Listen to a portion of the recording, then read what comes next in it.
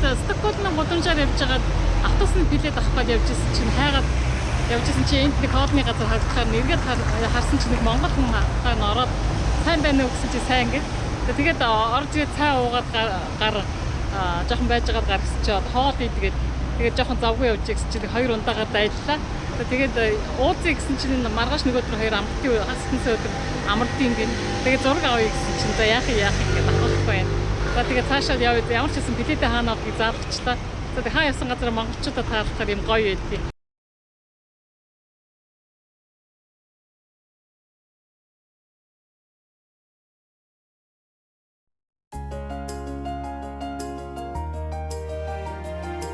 Энээс цааш л одоо Монголын нутаг байсан байх л да тухайн үедээ.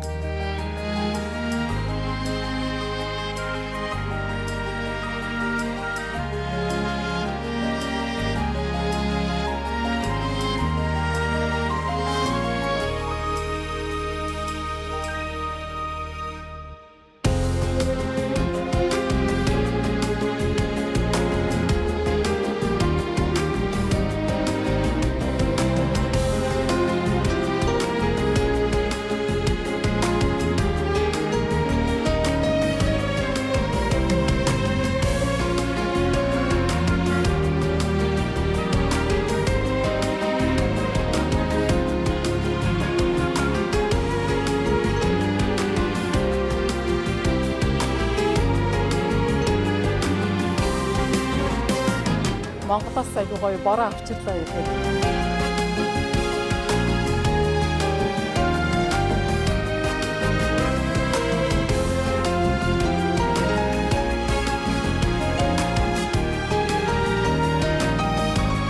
Би чамд хайртай.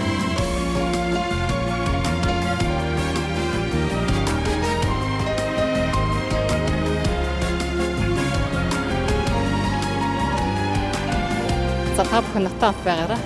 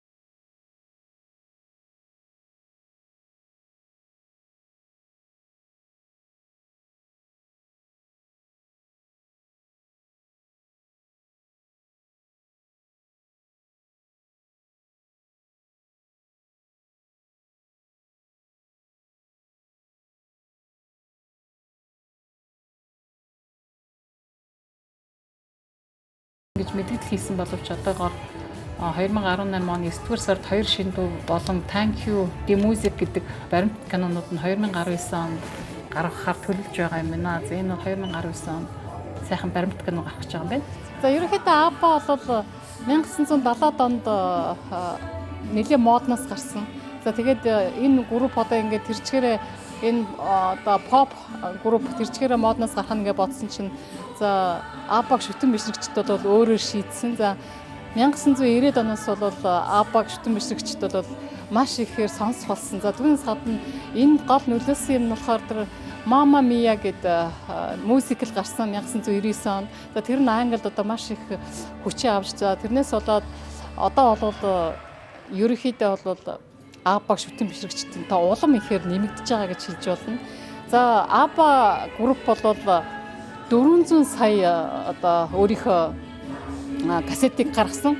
За энэ бол маш том амжилт. За одоо хотол бид нэр жишээлбэл одоо би ихэд л одоо ABBA-гаа үзэх маш их дуртай. За ингээд билетээ уншуулад энэ дагаж дуулж болдгий бэ. You can live I ask honesty. Ой, би дуулж чадахгүй. Bounce but you so I sighed. Thank you.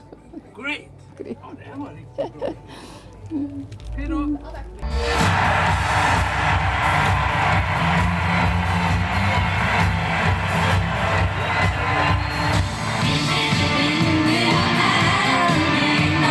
Really feels good to be back.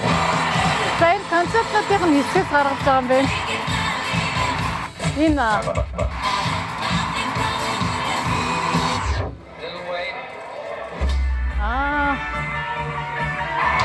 яаж концертод дуунуудаа яаж дуулж ирсэн эсвэл харуулж байгаа юм бэ? His greatest export. If you change your mind, Take a chance. on the president.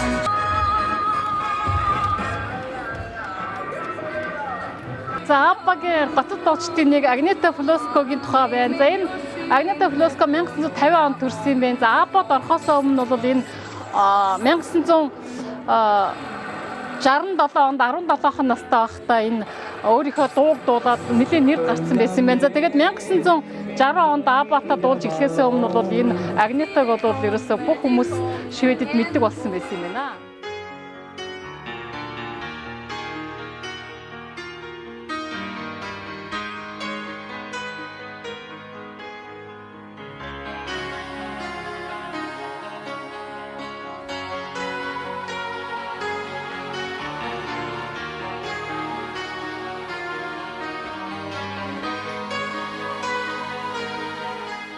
Хүмүүсчээс хувцснуудын тавиад за тэгээд бүх диск кассетнууд нь энэ байж ах жишээтэй маш их сонирхолтойгоор энэ музейг ядсан байна.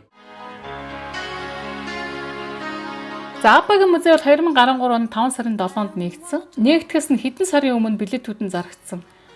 За энэ өдөр бол билет олж авч чадаагүй хүмүүс олон тоогоор гадаан зогсож авчирч ирсэн байна. За хэдийгээр музейд орж чадаагүй ч гэсэн тэдний хүсэл биелж хамтлагийн гишүүдээс гарын үсэг авч хамтлагийн гишүүд сэтгүүлчдэд ярилцлага өгсөн юм байна. За харамсалтай нь энэ нээлтэнд Агнета ирж чадаагүй. За гэвч видео бичлэг явуулж хүмүүс талархал илэрхийлсэн байна. Nothing more to say. За энэ музейн гол идея санаа нь бол энд ирсэн хүмүүс өөрсдөө идэх гаргаж дуулж үжилж байхыг зөвшөөрөхөөс гадна за тийм уур амьсгалыг бүрдүүлснээр энд ирсэн хүмүүс бас цагийг бол маш зугаатай өнгөрүүлсэн юм байна.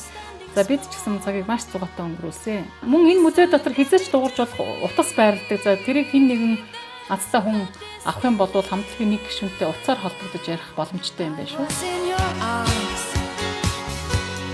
thinking I belong there. I figured it made sense, building me a fence, building me a home. Хүмүүс энд кабинд орчил засаад дуунуудын дотор дуулж байна. За тэнд энэний цааталт нөгөө нэг тэр 1979 онд байгуулагдсан студент байгаа. Тэгээд студент орж яг тэр дуунуудын дуулж үздэм юм.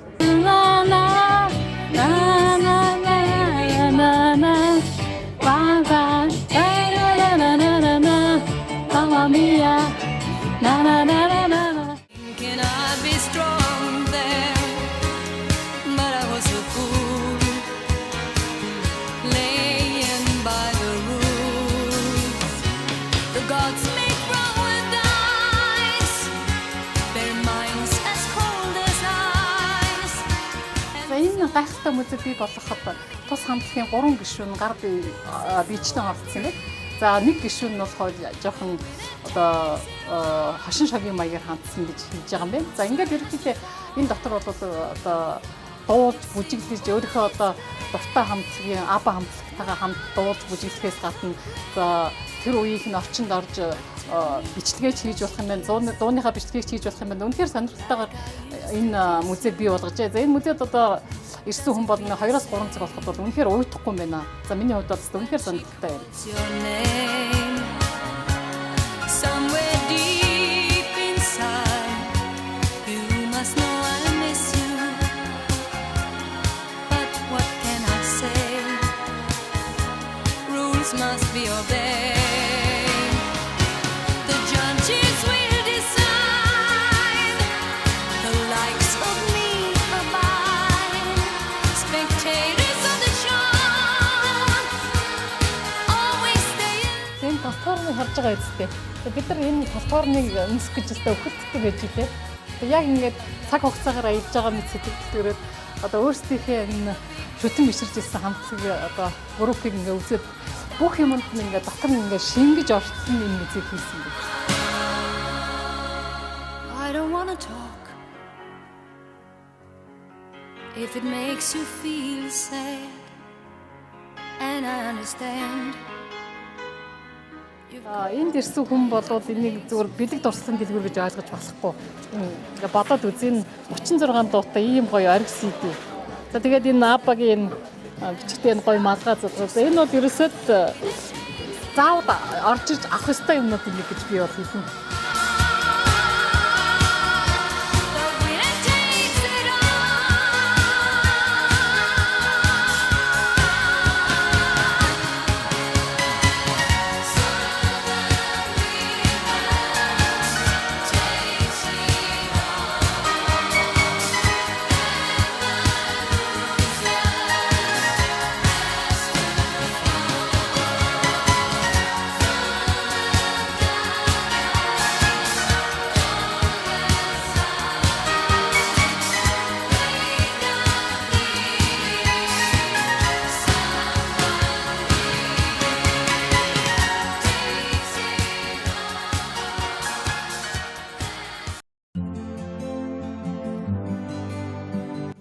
За Стокгольм хотыг анх 1252 онд хот гэж нэрлэх болсон юм байна. За түүний газар зүүн байрлал шалтгаалan түргэн хугацаанд арилжаа намын хот болж ирсэн байна. За 14-р 15 дугаар зууны үед за германчууд нийт оршин суугчдуудын их хувийг эзэжсэн болоод тэр юм уу Германы сүмүүд за Германы соёлтой холбоотой байшин байгууллагууд бас их байсан байна. За тэр үед бол 14-р 15 дугаар зууны үед германчууд хотын удирдлагыг гартаа авч байсан байна. За зөвхөн 1471 онд л шведүүд одоо энэ хотоо өөрийнхөө удирдлагад оруулж авч чадсан юм байна. За 15 дугаар зууны төгсгөлд Шведийн үндэсний баатар Стен Стур гэдэг хүн Даны эсрэг тусгаар тогтнохыг шаардаж Дани улсын эсрэг бос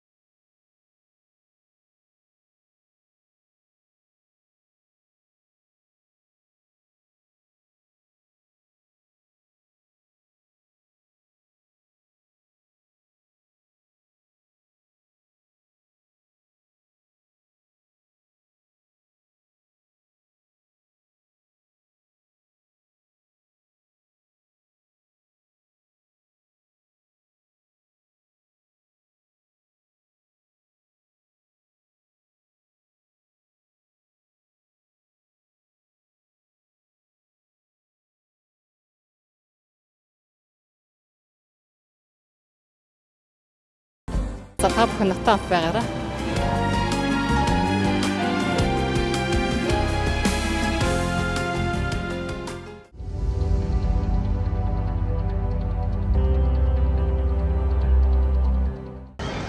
За Стокгольм хотынхаа хуучны гудамжаар явсаар байна. За энэ хуучны гудамжийн юугаар онцтой гэхээр одоо энэ миний явж байсан одоо хотуудад байдаг хуучны гудамжийг бол одоо засч ерөөсөө янзлах шаардлагагүй бараг тэр дундад зууны үеийнхээрээ байгаа. За энэ юугаар онцтой гэхээр Шведийн засгийн газар бол ер нь ямар ч дайм болсон дундыг барьдаг аль альнийхэн талд ордог гэсэн. За жишээлбэл дэлхийн 2 дугаар дайнд гэхэд ерөөсөө Германуудын эсрэг ерөөсөө босоогүй. За тэднийг юу хий гэснийг одоо хийж бүтээснийхээ ачаа. За Стокгольм хотын одоо энэ түүхийн дурсгалт газруудыг ер нь Стокгольм хот нэг их сүйдэг бот юм. За ингээд хуучных нь хотоор зугаалж явж байгаад энэ Васа гэдэг энэ том усан онгоцны музейд орж ирж байна. За энэ музей бол юугаар алдартай гэхээр одоо 17 дугаар зууны үеийн хийж бүтээсэн музей усан онгоц. За энэ усан онгоц одоо та бүхэн харж байгаа хаа ингээд модноороо. За энэ юугаар алдартай гэхээр тэр үеийн одоо Шведийн хаан байсан Густав Людвиг 2 гэж хаан байсан. За тэр хаан болохоор энэ хөлөг онгоцонд маш их хайртай байж. За тэгээд маш хайртай байсан болохоор энэ онгоцонд одоо асар их хүч хөрөн за зарим одоо энэ одоо усан онгоцны хойдлыг харж байгаа зарим хэсгийг ингэж алтаар бүрсэн. За тэгээд асар их одоо тоноглолууд хийж өгсөн. Тэгээд их хүнд болж ирсэн. За тухайн үед энэ усан онгоцыг зохион бүтээж ирсэн зохион бүтээгч нар нь одоо энэ маневр муутай болж шүү гэдэг одоо сэлэхэд ер нь усан дээгүүр ингээд хөөхөд маш хэцүү болох нь байх шүү гэдгийг хаандаа хэлж чадахгүй их айж байсан гэж тэмдэглэгдэн үлдсэн юм байна. За тэрнийхээ ч одоо уршгаар анхныхаа далаад гарсан одоо юу ч хэлээд анх гараа шууд тэр дороо одоо хүрх газараа хүрч чадахгүй гарангуутаа живсэн юм байна. За тэгээд энэ осолд бол 30 гаруй хүн одоо амь үргэцсэн юм байна. За тэгээд нэлээд хэдэн хүмүүс амьд үлдчих чадсан осол болсон юм байна. За тэгээд энэ Васа гэдэг усан онгоцыг 333 жилийн дараа далаагаас гаргаж ирээд за одоо яг энэ хിവэр нь энэ ч ингээд авчираад музей болгож хадгалсан юм байна. За ингээд музей болгоод хадгалаад энд одоо олон тооны жуучид ирж үздэг газар болсон юм байна. За Васагийн музей бол 1628 онд дадаад гарахад бэлэн болсон Шведийн байлдааны хөлөг онгоц. За уг хөлөг нь тэр үеийн хаан ширээн заларсан Шведийн хаан Васагийн эзэнт гүрний нэрийг авсан. За тус хөлөг онгоц бол маш их өндөр өртөгтэй цэргийн зориулалттай тэргүүлэх ач холбогдолтой усан онгоц гэж тухайн үед маш их ач холбогдол өгж ирсэн боловч бүтээх үедээ гаргасан алдаануудаас болж Стокгольм бомбоос 1628 оны 8 сарын 10-нд гарах анхныхаа гарцаас живсэн түүхтэй. За 1961 онд хөлөг онгоцыг далайн гүнээс гаргаа авч сэргээн засварлаж за түүнд зориулж барьсан музейд байршуулсан байна. За Васан дэлхийн 17 дугаар зууны ихэнх үеийн далбаа тусан онгоцны одоо хүртэл хадгалагдлаа үлдсэн ганцхан онгоц юм байна. За Васагийн их бие нь 69 м урт, өргөн нь 11.7 м. За хөлөг онгоцон дээрх 64 их буу байрлуулсан юм байна.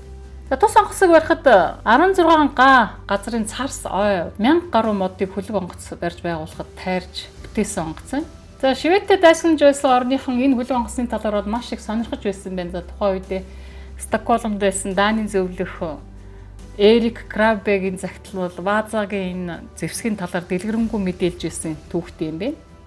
За онгоц эргээс холгүй живсэн боловч одоо янз бүрийн мэдээллийн их усүрээр 30-аас 400 хүн амь үргэцсэн гэж үздэг юм байна. За зарим түүхчд болохоор 30 гэ, зарим 50 гэ, зарим 400 ч гэж ярьдаг юм байна. За энэ онгоцыг гаргаж авах санааг анх нэг инженер хаанд илтгэснээр хайх ажиллагаа 5 жил үргэлжилж ирсэн юм байна. За 1956 онд дэлгэрүүлээд за хамгийн сонирхолтой мэдээлэл бол Балтийн тэнгис давс багтаа учир тэр модоор хийсэн усан онгоц усанд идэгдээгүй байгаа гэдэг санааг анх тэр хүн гаргаад за үнэхээр 5 жилийн дараа 1961 онд онгоцыг гаргаж авахад онгоц яг хэвээрээ байсан байна. За гэвч гаргаа авсны дараа хэвээр байсан онгоц нойтон модно хатаад онгоц эвдрэх аюул нүүрсэн тул химийн аргаар модыг арчилж за бусад эд зүйлсийг янзлан хэвэнд нь оруулж байршуулахад 29 жил зарцуулж за 1990 оны 8 дугаар сард үзэгчдэд зориулан энэ агуу том музейг бий болгож зассан юм байна. За энэ музей бол дэлхийн өнцөг булан бүрээс одоо Стокгольмын одоо түүхтэй холбоотой очир хүмүүс маш ихээр ирж үздэг музей болсон юм байна. За энэ Васагийн музейн хамт бол хажууд хотын төвдөө он оршуулган газар байдаг юм байна. Энэ Шведийн нийслэлд байдаг цорын ганц дэлхийн соёлын өв болсон газар юм байна.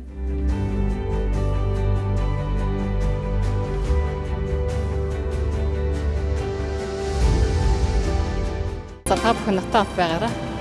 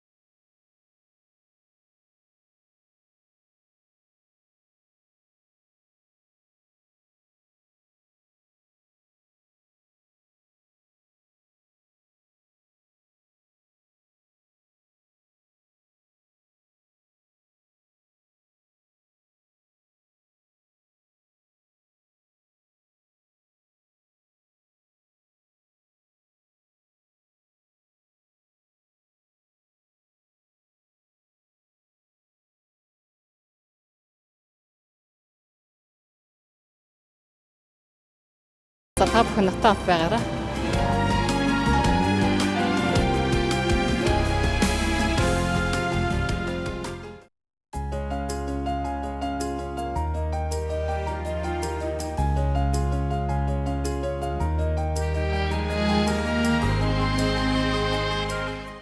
За Стокгольм хот бол Европын музейний төв. За энэ хотод бол 80 гаруй музей байдаг. Эдгээр музейг жил бүр 9 сая хүртэл хүмүүс үзэж сонирхдаг юм байна. За эдгээр музейнуудаас одоо цухас дурдах юм бол Нобелийн музей буюу Нобелийн шагнал зориулсан музей. За түүний үүсгэн байгуулагч Нобель болон Нобелийн шагналтангуудад зориулагдсан музей. За мөн 19-р зууны дунд үеэс одоо хүртэл нийтийн тээврийн хөгжлийн тухай асар том олон тооны тээврийн хэрэгслүүдтэй музейч байт юм байна. За тэр бат архины музей хүртэл байт юм байна шүү. За бид бол Стокгольм хотын энэ олон музейн дотоос Ваза хэмээх энэ цэргийн зориулалтаа усан онгоцны музей, мөн Аббагийн хамтлагийн музейг үзэж сонирхсан юм аа. За хотын эзэн засвал аял жуулчлал бол яг харахгүй төлхөө байр суурийг үзүүлдэг. За жил бүр Стокгольм хотыг 7.5 сая жуулчид зорьд юм байна.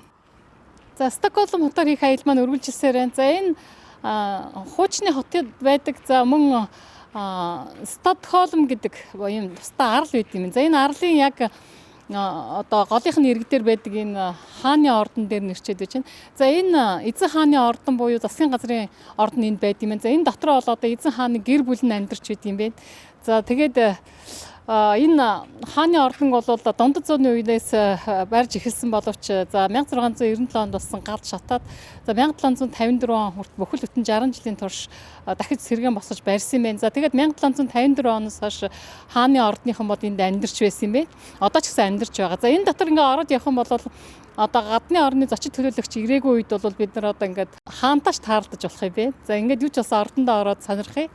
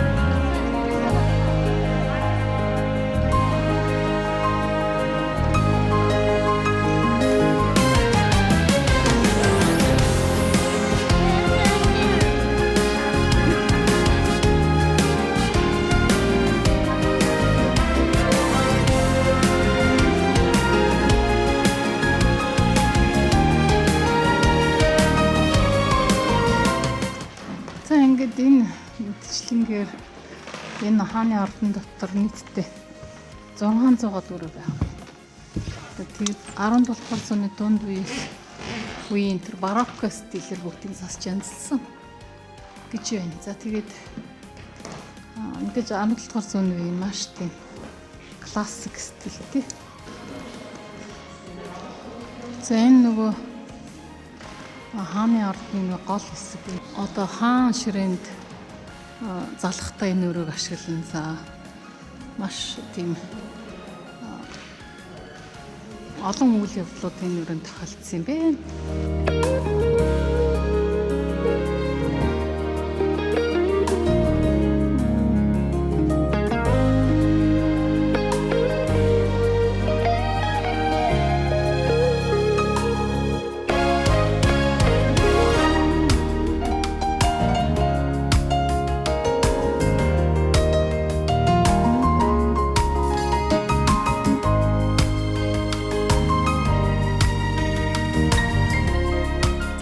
Хугацаанд бол энэ харуул солигдож байгааг бас харж болд юм байна. Гэтэ яг хэдэн солигдгийг мэдэхгүй байна.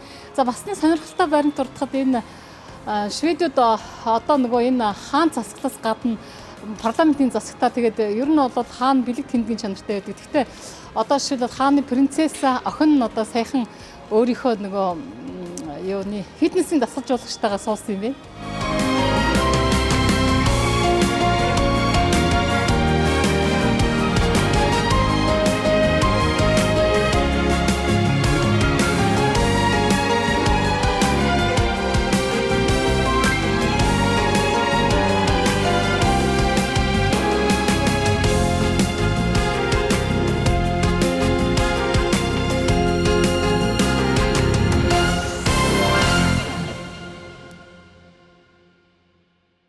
За та бүхэн натаад байгаарай.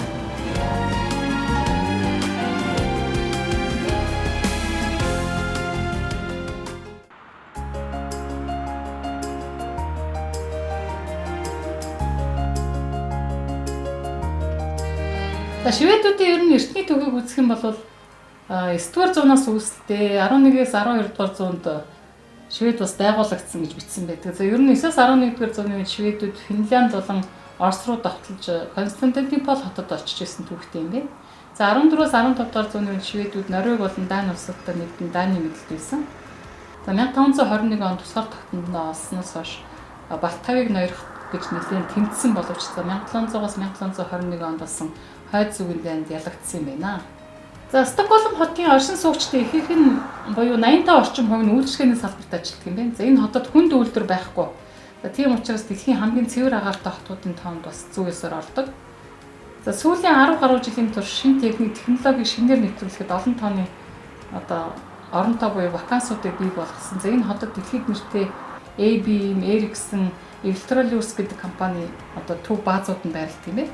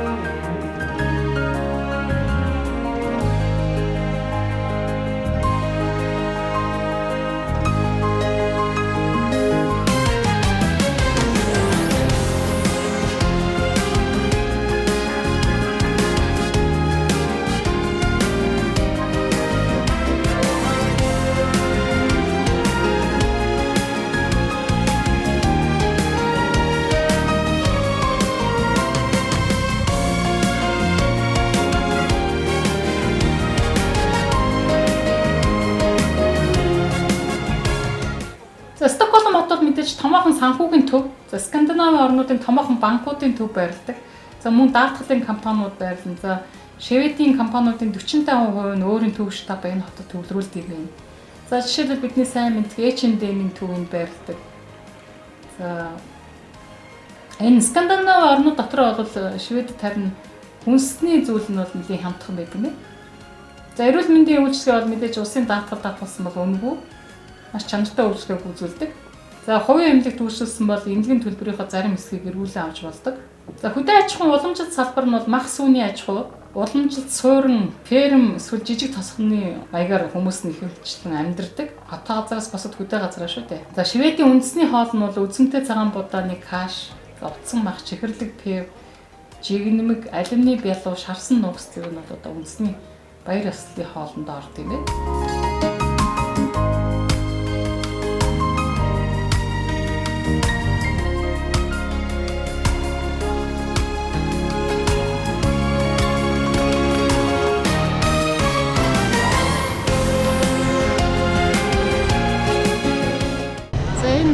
Централ ингээд Стокгольмын метро ерөнхийдөө бол 3 шугамтай. За улаан цэнхэр ногоон гэсэн 3 шугамтай. За нийтдээ 105 зогсоолтой. За ингээд маш үзэсгэлэнтэй энэ метрон доторхон та бүхэн харж байгаа. Ингээд битүү ингээд зургаар зураад ингээд одоо байгалийнхын чулууг тэр чигээр нь янзлаад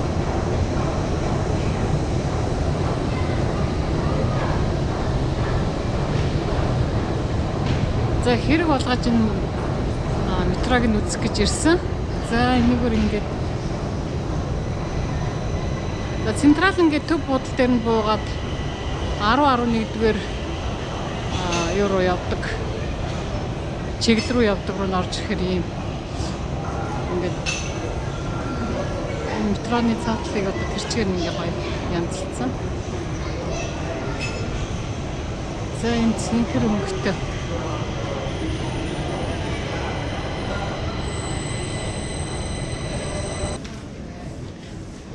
за Швед улс бол 10 гаруй сая хүнтэй. За энэ Стокгольмд нь бол за 900 гаруй мянга за сая гаруй хүнтэй. За 900 гаруй гэдэг нь саяхны тоо. Гэхдээ ер нь бол эргэн тойрон ойролцоо байдаг оройнуудтай нийлэхээр сая гаруй хүнтэй юм байна лээ.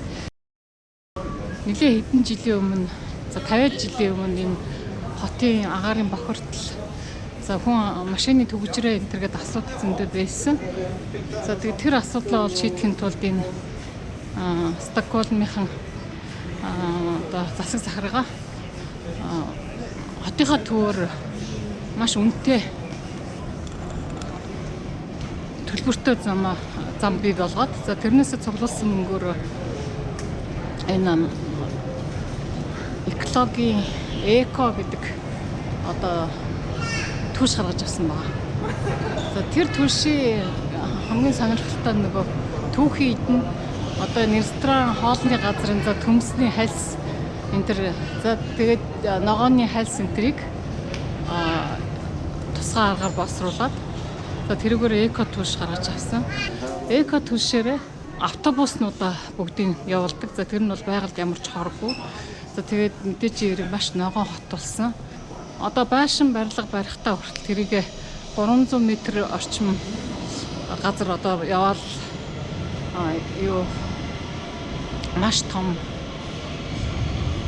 ногоон байгууламжийг байгуулах маягаар за автобусны буудал, метроныхаа буудалтай маш ойрхон байхаар бүх юм зохион байгуулж хийдэг. За тэгээд тэр түлшийн талаар одоо ерөөсөө энэ тэнд тэр технологи бий болгонгуудаа энэ тэнд хоолны газрууд нь тэр тусгай хоолоогоор тэр одоо бүх бохрыг аваад за тэр хоолных нь илүү тэр эко түлшээ хийдэг. За тэгээд тэр эко түлшээр одоо энэ Стокгольмын тэр таксины зарим таксины гадна талд нэм эко гэдэг ногоон ийм зураг байгаа. За тэр зургаар тэр компаниг тэгж рекламыг тавиулаад за тэр түвшээр зөвхөн тэдний түвшээр явдаг болгоод за тэгээд тэрний урамшуулт нь хотын захиргаа 1-р игнийгээр явдаг болох ч юм уу. За гэх мэтчлэнгээр тийм одоо нарийн аргуудыг бий болгосны үр дүн за энэ хотын агаарыг бол маш цэвэрхэн болгосон юм байна.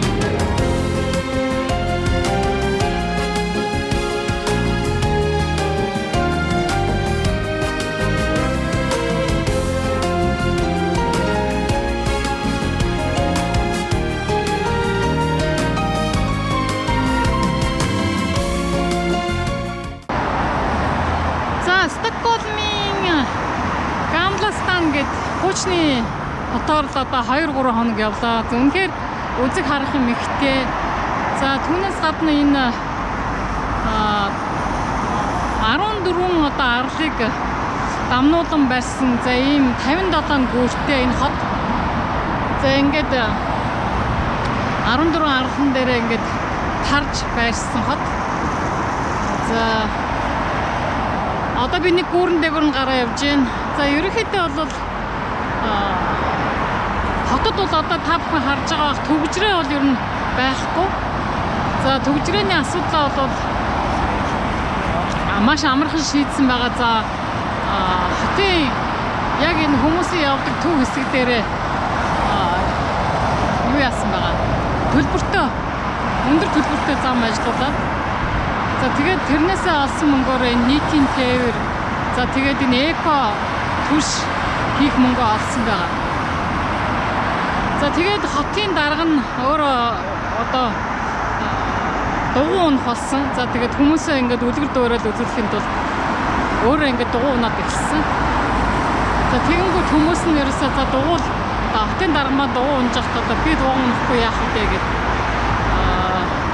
бүгд одоо ингээд дугуйг маш их хэрэглэх болсон. За тэгээд дугуйны замыг бол одоо байшин барих болгондоо хаагуурн дугуйны зам тавих уу. За дээрэс нь энэ автобусны зогсоол метро руу ороход энэ барьж байгаа байшингаа яаж зохицуулах вэ? Бүх юмыг гэж бодож боловсруулж иж байшин барилгаа барьдаг гэсэн. За маш ногоон хот гэж байгаа. За хотын эргэн тойрныг бол одоо айгүй сайн зөвлөгжүүлж янзалдаг. За ерөнхийдөө бол одоо яаж одоо цэвэр агаартай байх талаар бол маш их ажилдаг. За эко түвшнүүдийг хийдэг. За дээрэс нь ногоон байгууламжуудыг бол асар их арчиж хамгаалж идэг. За эд ондоо энэ хотын энэ дундуур байдаг энэ хотын яг энэ хэсгээр байдаг уснууд бол маш цэвэрхэн гэж байгаа. За энэ усыг бол маш цэвэрхэн байлгадаг. Ерөөсө хог хийдгүү тэгээд бас маш цэвэрхэн хотын тоонд ордог. Ерөөсө хог байхгүй та бүхэнд харж байгаа.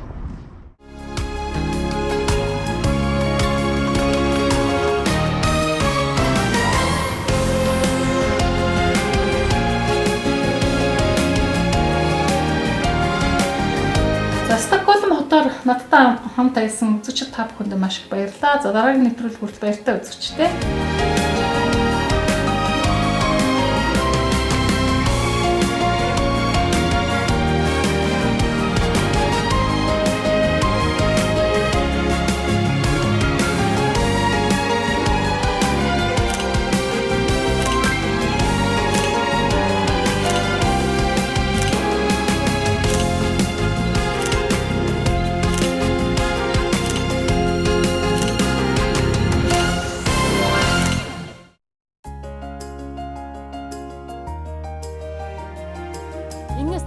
одоо Монголын нутаг байсан байх л та тухайн үед те.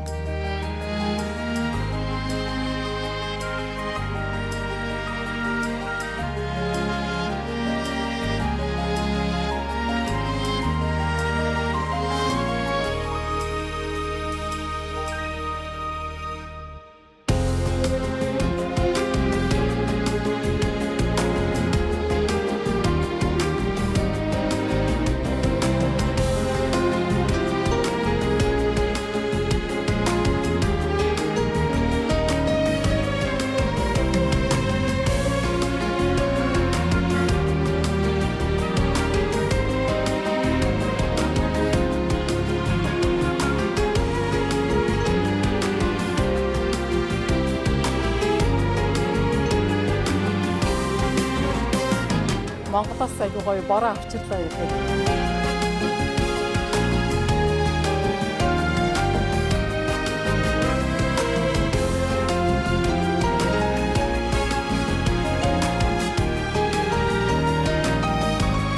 Би чамд хайртай.